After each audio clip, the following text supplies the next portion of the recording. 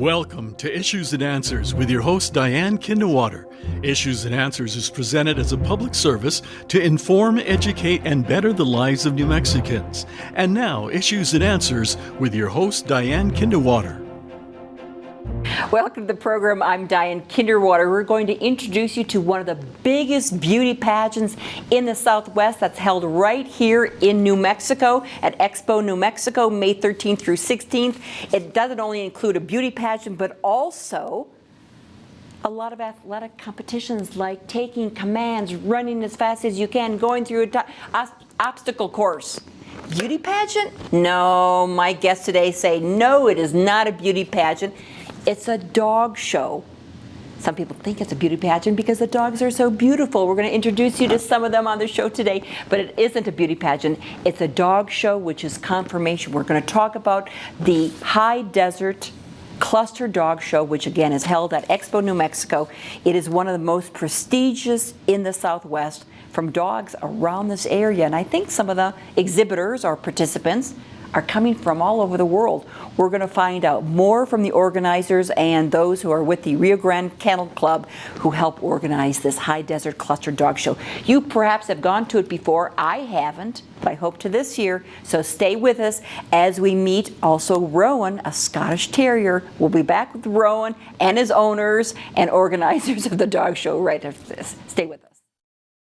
The National Education Association of New Mexico, a union of teachers and school staff, believes every child deserves to learn at a school that inspires their imagination, cultivates their curiosity, and ensures a fulfilling life. Public schools should provide all our students with small class sizes and one-on-one attention. NEA New Mexico asks you to join us so together we can end the teacher and staff shortage and invest in our public education system once and for all. Sponsored by NEA New Mexico. We love our dog show. They love their dog show, but it's not a beauty pageant. My guest today, thank you so much. We've got Rowan first, who is a Scottish Terrier, and his owner, Richard Bumstead. Thank you so much, Richard. Thank you for having us. Secretary of the Rio Grande Kennel Club, and the lady who has brought us all together, Mary Ellen Ferguson. She's the Rio Grande Kennel Club assistant show chair of this big cluster event. I won't call it a pageant. I'll call it a dog show. Correct? Am I right, Richard? Tell me, confirmation. I mean, I look at Rowan and I think, how beautiful. And I see dog shows on TV and I think they're just looking at the beauty, but really they're looking at the confirmation how this dog conforms to the standards of its breed. Correct. And the breed standards are all maintained by the parent clubs of these breeds. So I'm a member of the Scottish Terrier Club of America, and we talk about how the breed is developed, and the breed was meant to go and be a ratter as well as go to ground and hunt. And okay. There we go. There we go. We're going to have a wide shot. Ted is going to take a wide shot so we can see a little closer. So that's what I've learned. It's the confirmation of how it conforms. A dog could be even prettier than its breed, but then it doesn't conform to it. Well, beauty is always in the eye of the beholder. There are certain things about my line of Scottish Terriers that I love that certain other breeders of the breed wouldn't favor. So we all pursue what we think is going to be the perfect dog when we select who we're going to breed. There are things when a person is breeding, such as the texture of the coat. A lot of times how the eyes are shaped. Teeth are very, very important. Yes. Some breeds can be missing teeth, others can't be. The ears, the shape of the head. Some have to be flatter, some can be more domed. How the legs are, and how long they can be or how short. Tails also, how the tails are carried, and tail set.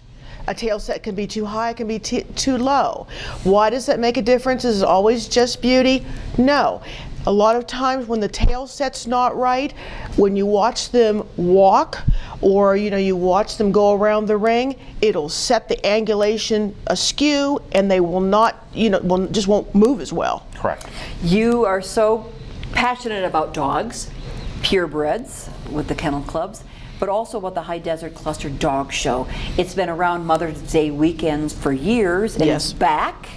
I think we have a little flyer that shows it's back, I guess, because of the pandemic. We haven't had it. Yes. But now we are having it. So tell me a little bit about what we can expect at the dog show. Mary Ellen? Well, we're going to have exhibitors from across the country, as well as judges. We have a beautiful venue. We're recognized by all sorts of people, clubs around, because of our venue. We're favored also because it's considered to be extremely well coordinated. And it's indoors, and that is a big thing in Yes. the Southwest, is to have an indoor Indoors. venue at the Expo Center in the Lujan buildings, and having indoor grooming, which is also a big thing.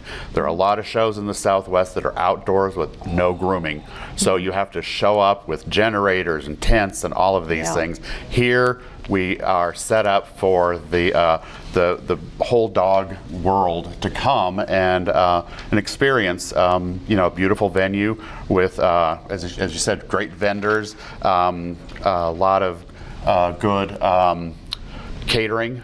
We've got food. We've got great food for the various vendors that come. So How many, and Mike is going to show us pictures. He's going to show us for 3 seconds and then come Okay. back to us, and then Okay. 6 seconds each photo. How many exhibitors, and these are dogs, we call them exhibitors, No, we are can have expecting? up to 1,200, and I know that we are ahead this year, past the pandemic. So I'm not sure will we have quite 1,200 this year, but we have a number of. It's a big entry. It's a big It's a entry. nice big entry. And we have a lot of specialty clubs too. So that's really important as well. I wanted to go back to one thing when you were talking about the temperature. Some dogs that don't have as much hair on them, they're okay. But there's some dogs, I have a breed, a standard Schnauzer, where if it gets too hot, they'll just roll over and put their paws up like, I'm done. What do Yeah. we see here, Richard? I don't know if that is a Havanese. That looks like a Havanese at a dog show. Then this is an outdoor setup. Ah, that's not necessarily here because ours Correct. is indoor. Ours is all indoor. So if we have 1,200 different vendors or different Dogs. exhibitors, how many members of the public usually come to the dog shows? Or is it mainly just exhibitors looking at other dogs, or are they members of the public who come to watch the show? No, they're members of the public. The only thing is, because of the pandemic, we were not encouraging people to come during that time, and weren't even putting a lot of chairs up for people.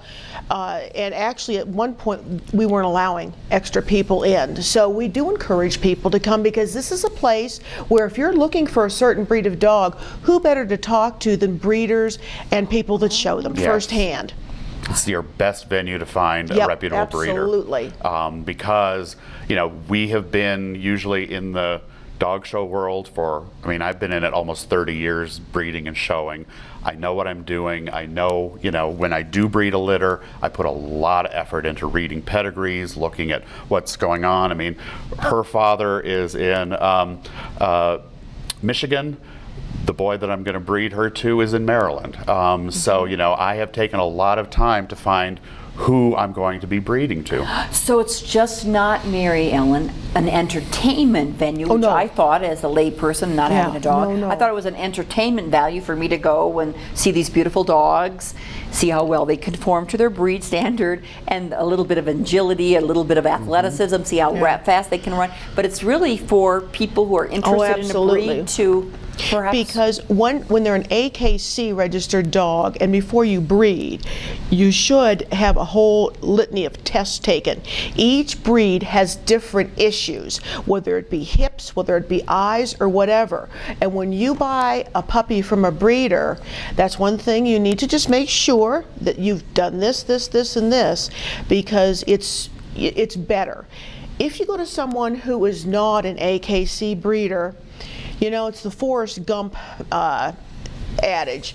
Life's a box of chocolates. You never know what you're going to get.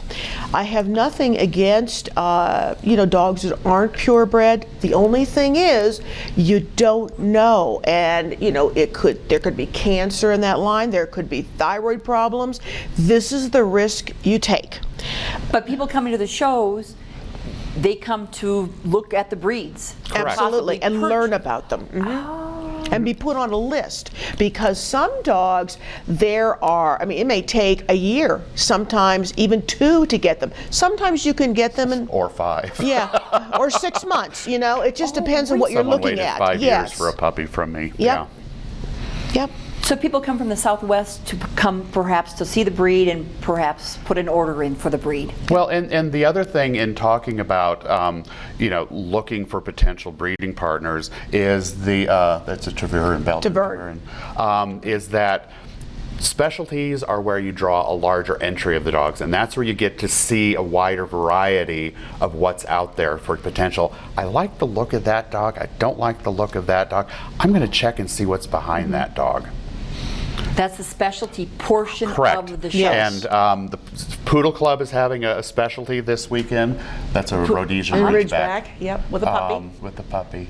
And the Commodores are having a specialty. They of are. sort? They Yeah, are. So, I mean, They look like the white with dreadlocks. the cedar mop. Yeah. We have your show is going to be the 13th. That's a Friday, Saturday, and Sunday. Correct. 13th. Monday. And Monday. Friday, Saturday, Oh, Sunday, and Sunday Monday. and Monday. Yep. Correct. So generally, what happens on Friday at the show? It's a full dog show. It's a full dog entry. show. The most public comes during the weekends.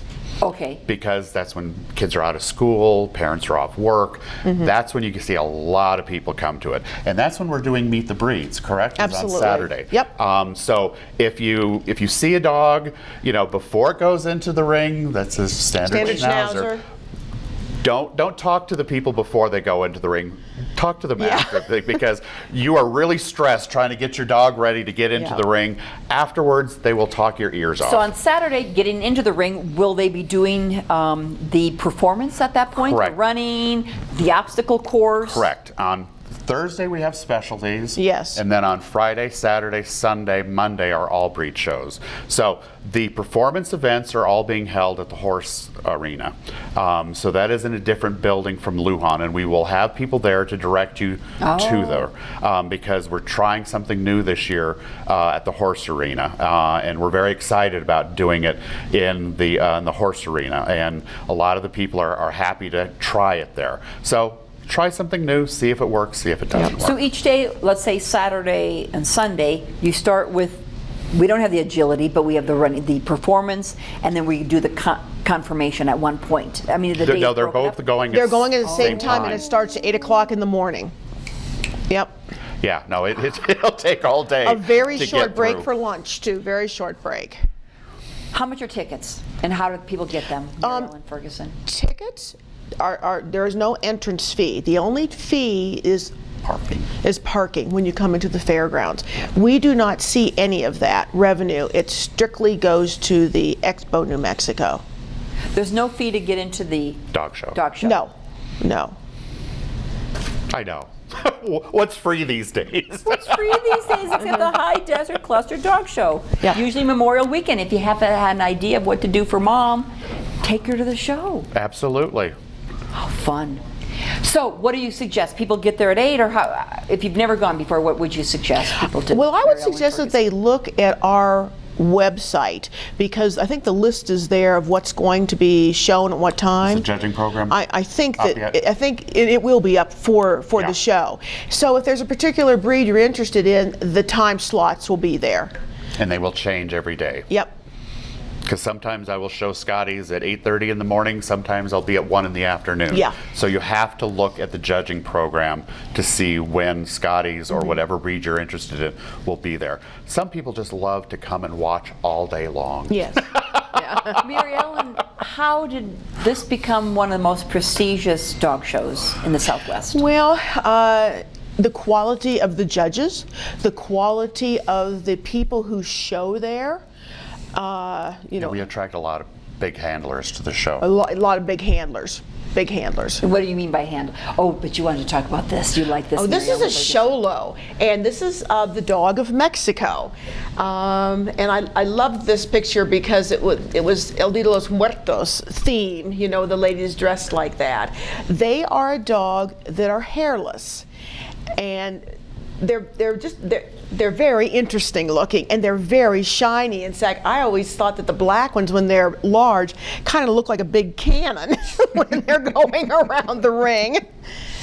But they're a nice dog. Yes. So all day long, you suggest people, and you say there's food, there's Yes. food Oh, yes. to purchase, and All kinds of food. And lots of vendors, and the vendors have everything from dog show supplies to pet toys to pet beds to everything To you clothing. can imagine to Yeah. have with your buy for your dog. And for people too, because people Well, like people are socks. Well, they like the socks of their breed. They like purses with their breed. They like tote bags with their breed. I mean, it's there. It's all there. And there's jewelry too. Richard, what will you be showing at the show? I will be showing Rowan. So she now has her championship. She's an AKC champion. So we are now going for her grand championship, which is the next level. So you can go to bronze, silver, gold, and platinum. And her mother went to the grand championship, and then we went into the whelping box for her. and produced Miss Rowan here. So then you take orders to produce puppies with Rowan? Well, the litter that I've got coming up is pretty much all sold already. But no, I am willing to help anybody find a purebred Scottie. I seem to be a contact here because there are so few Scottish Terrier people in the Southwest. I have been helping people throughout the Southwest try and find dogs, so I'm happy to do that for them. What is the range of prices for dogs? Purebred dogs? Oh, you see, that would just be so. I mean, you can go from $500 up to $15,000, and it's very interesting because a lot of these designer dogs, like Doodles, they're charging $10,000 for those, and they cannot be AKC registered. Because they're not a purebred. Correct, they're a mutt. No. Yeah. But purebreds could start at $500. For some, I mean. I haven't heard of a purebred being sold for $500, but yeah. Higher than that. Yes. $1,000 maybe for a pet? Yeah. I don't know. Even I mean, in the terrier world, usually you're starting at $2,000 and going up, just because terriers produce fairly small litters. That's right. I usually have 3 and 4 puppies per litter. Things like the Rhodesian Ridgebacks that we saw, they can have 9, 10 puppies in a litter. That's a German Shorthair Pointer. Yep. So the sporting breeds, and the larger breeds can have a lot of puppies, but believe me, it is a lot of work. I mean, I love having 4 puppies because I can take care and manage and monitor 4 puppies. So I've had 5 before, and it just about killed me. And this is a photo of what? German Shorthair. Is it Pointer. in a performance? Is it? It's a sporting breed.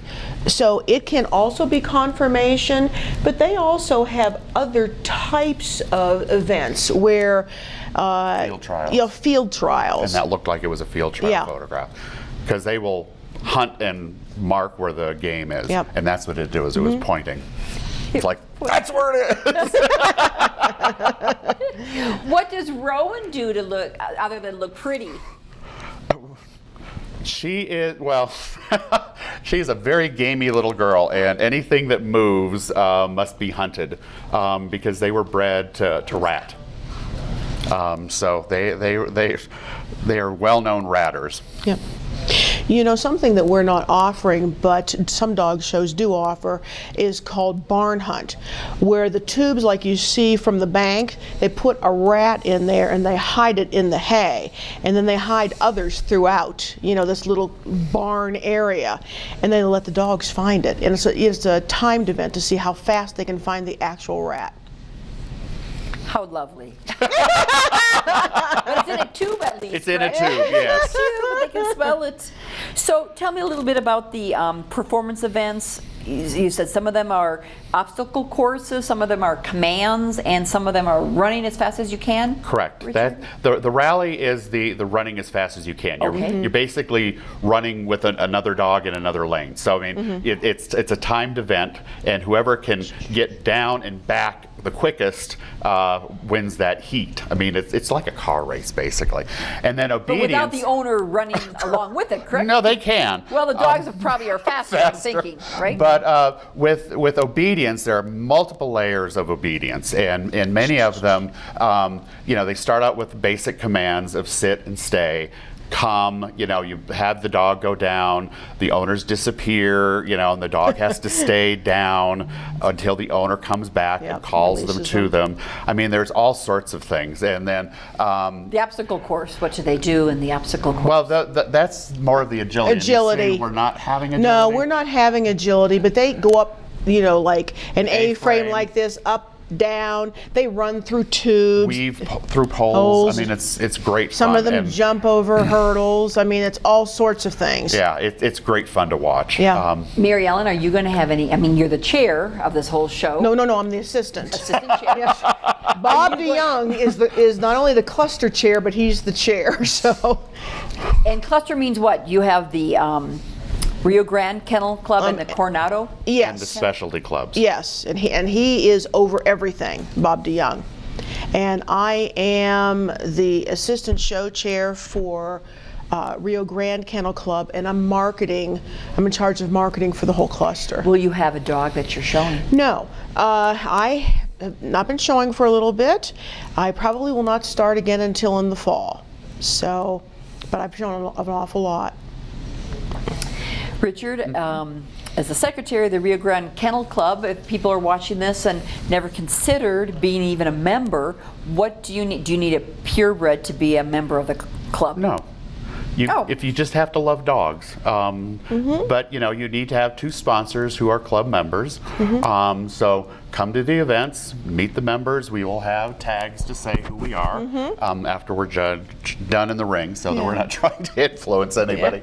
But no, I mean, we will have people set up at tables to talk to, and we would love to have more members come and join and come and work the shows with us. And then another thing that's really important is junior handlers, because this is a good activity for children and adolescents. They can get involved in all sorts of things, but it teaches them how to work with an animal, how to respond to another very thinking being. It takes energy, it takes perseverance. What else? And responsibility. And responsibility, yes. I've watched a lot of kids come up through the ranks, and I mean, it does teach them, that you are in charge of this animal. You have to get it ready. I mean, parents are the drivers like they are in all of these events, but, the kids are the ones that, take the dog into their, and it really builds up your self-esteem to be able to go in there and show a dog, and builds your confidence that, I did this, I won this ribbon. Look what I did, Mom and Dad. Oh, and look at this, it's a proud little pup. Little yellow lab puppy. Yeah, little lab. Is that one of Yuxie's? Yes. And I think you have photographers at the shows taking portraits. I said some of these dogs really look like they're posing. Yes. So there are the dog show photos, which we've seen copies of, but there's also people who pose them and take photographs of your dog. In addition to this High Desert Cluster Dog Show, Mother's Day weekend, are there other shows throughout the year? Oh, yes. Well, the Durango cluster. Not for us. The but Durango cluster is right after us. Right. Which is why we're advertising it as sort of a 10-day group show down in the Southwest. I mean, it is. Showing in the Southwest is very different from a lot of places because you have to travel a long way to get to dog shows. I moved back here from Chicago, and there it was within 2-hour drive. It was every weekend you had a dog show. Here it's like every month maybe. The East Coast the same way. It's Bearded Collie. Yeah. But here with the High Desert Cluster Dog Show, it's the main annual one. Again, is in May. Yes. Are there other smaller shows that you have? Do the clubs have? Coronado Club, the Rio Grande Kennel Club. This is our big bailiwick. They might have some matches, they're more for fun. Yeah, it's just training dogs. Yeah. That's how you train a puppy to go into the ring. Are matches. These matches. Yeah. So do you have monthly meetings, or what do you do? Monthly meetings. So at your meetings, what do you do? Plan for the show, or do you have the matches? What do you do, Richard? We plan for the show. I mean, that's our big activity every year, and so we're meeting tonight. The board is meeting tonight to sort of finalize all the events. Then next month, the whole membership will meet, and then it's every other month the membership meets or the board meets. So AKC requires the clubs to meet at least 6 times a year, and so we do 12. Yes, we do. And do the members, are they volunteering at the show? What do they do? Yes, absolutely. So they will be selling catalogs, which is basically the whole thing to say this is what's going on in the ring at this time. These are who the dogs are. So if you want to know what a specific dog is, open up the catalog and it says what the name is, who its sire and dam are, who owns it, and who bred it. And sometimes who handles it too. Wow, who that's a lot. handles That's very involved. What, Mary Ellen, would you like to touch upon that I haven't asked you yet? I don't know. I think we've kind of covered the waterfront. Do you not? Yeah, no, I think. But I mean, it's. I mean, looking at the breed entry, I mean, we've got a big variety of dogs. I think we are pretty well covered on all of the 200 and some odd breeds that AKC now has. 200? Yeah, plus. Well, I had Spaniel, I had Sport Spaniel, Retrievers, English Settlers, Toy, Terrier, Spaniel, Chihuahua, there are 7 different groups, and each of those have at least 20 20 different breeds in them. Yep. So, I mean, and some of them have close to 30. I mean, terriers are pushing 30 different breeds in the terrier group. But there are 7 main classifications? Correct. There is sporting, working, herding, non-sporting, toy. Do we do working? We do, yeah. Non-sporting, we said. Non-sporting, herding. Toy. Anyway. We're having a glitch right now. I got him. We got close.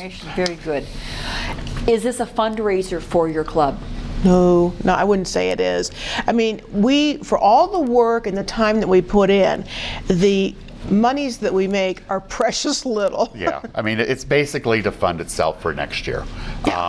So I mean, we are solvent as a club, but this is not something we do to make money. We make money so that we can put on a better show next year. And thank you for that. And thank you, Mary Ellen Ferguson, for all that you've done. And thank you for being so receptive to be on the program. And thank you so much Thank you for having us. To the show. Oh, Richard Bumstead, I appreciate it. And again, those dates at Expo New Mexico, May 13th through the 16th, the High Desert Cluster Dog Show. It's not a beauty pageant, it's a dog show, an athletic event. Watch it. Great entertainment for mom and grandma. Thanks for watching this show. We'll see you next time. Bye-bye. Thank you. In the Army National Guard, family means everything. Our parents, they were really supportive that all 5 of us would join. I got my education because of the Guard. I got to travel a little bit and experience a whole different culture. It helped me get my job, it helped me pay for my house. Being part-time really helped because I could have some opportunities that were still in education.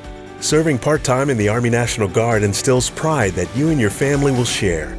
Visit NationalGuard.com to learn more about part-time service. Issues and Answers with your host Diane Kinnewater is presented as a public service to inform, educate, and better the lives of New Mexicans.